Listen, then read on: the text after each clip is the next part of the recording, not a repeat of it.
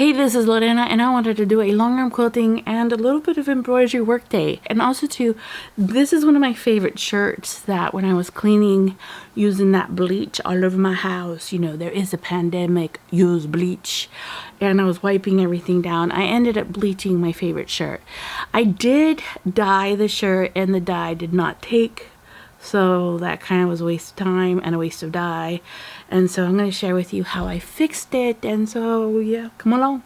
I'm in my room filming, but you know, hey, we can do this. We can do this. All right, one of the things I wanted to share with you is I had a client a couple of weeks ago come to me and tell me that she's had some of her long arm quilters quilt her quilts backwards. And that the long armor made her pay for it. I would never make my clients pay for me quilting a quilt backwards, but I want to say this.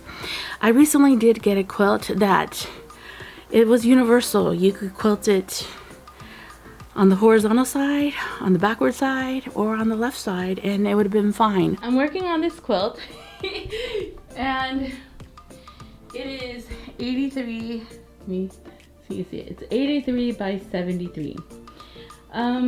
I'm doing a directional design, meaning I'm putting a design that, for example, this has like little birds on it. The client doesn't care if it is on the quilted on the wider end or on the more narrow end, and I am wrestling with myself on if I think I should turn it over, because if she puts it on a bed, the birds are in a certain direction upright, and if she puts the quilt on a twin size bed, you would have to turn the quilt, meaning this way. Does that make sense?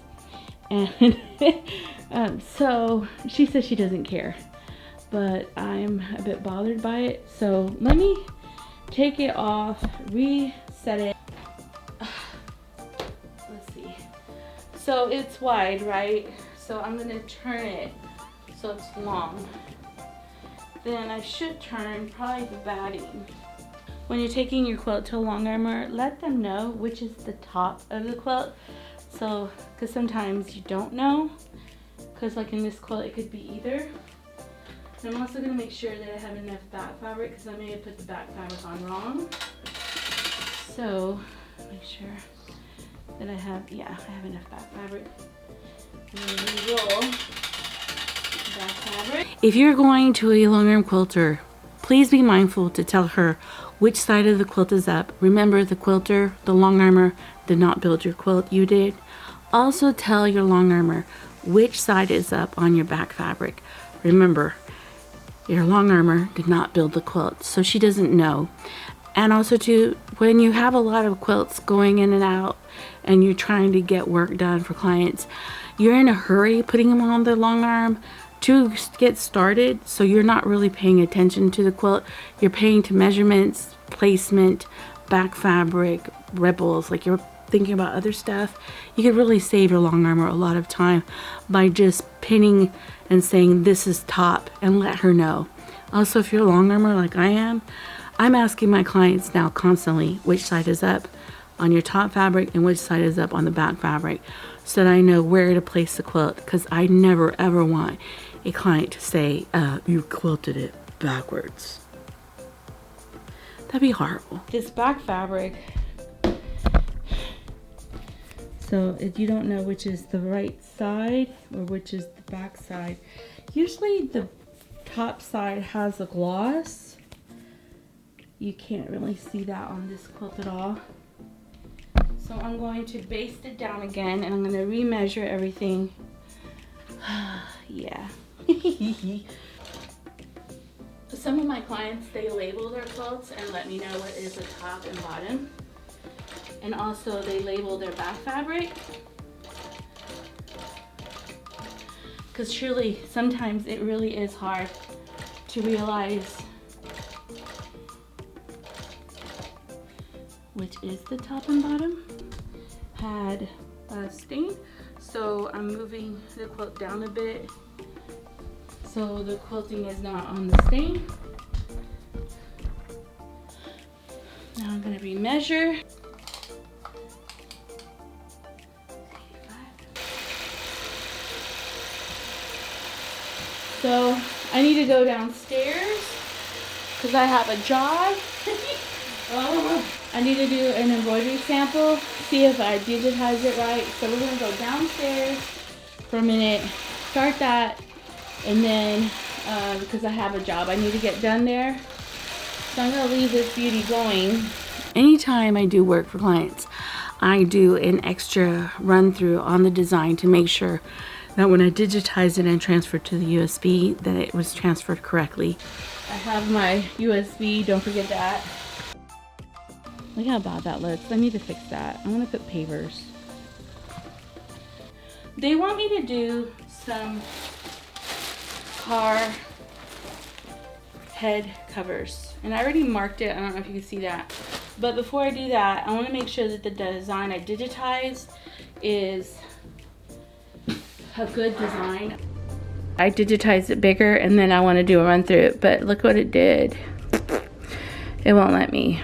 So now I need to go in my house and digitize it again, see, kind of get an understanding of why this thing did not download it right.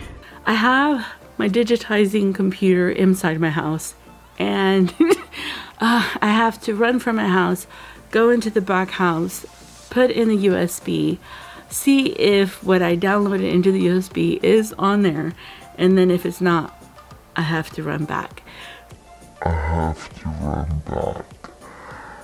Yeah, here's the design that I digitized, but for some reason, why would you not work? I think I need to move you. I don't want to move you. Well, at least the long arm is still long arming while I'm doing this stupid back and forth. I wonder how many steps I'm getting doing all this. Let's see. Oh yes, she's beautiful. Okay, let's set. I'm gonna delete this one because you see how I changed the color? Delete. My bobbin probably went out. Now center this one. Make it as big as I can make it. So I hooped her. And this is a run through. I want to see how well this digital design looks on this, because sometimes, yeah, you can kind of screw up stuff. Once I knew the design was great, I went ahead and embroidered on these beautiful headrests for my client.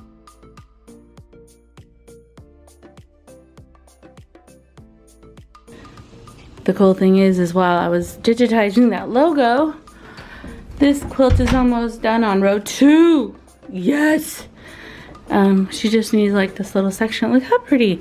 If you have a pretty straight quilt, you could kind of walk away from it. You're also gonna have to look at the lines, because this block does not have sashing, but she has rows of blocks. So you're gonna have to kind of cat scratch the line to where, and sometimes you can't fix this because it's how the piecer pieced the quilt. But you want it to look, do you see how it looks better? I'm looking at this line to this line to that line to that line.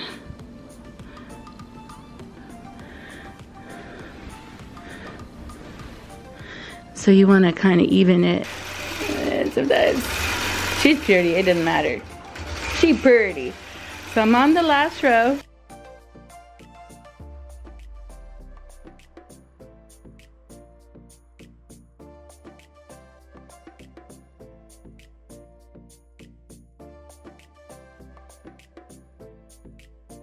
I am going to use my brand new embroidery machine, put this design all the way down the front of it. I'm not going to use oranges, of course. I'm going to use this like that blue right there. Here's the two stabilizers. So I'm going to go ahead and hoop the shirt. I'm making sure that I'm centered to the shirt and center. Sometimes you can ruin a shirt and nothing like embroidery to fix it. Also too, in the two areas where I had the lighter colors, I used a Sharpie and some alcohol, and I rubbed some light dark blue Sharpie on there, almost like a blue black, and I rubbed some alcohol on it, and then I heat set it with an iron, and this is what the shirt looks like. It's beautiful.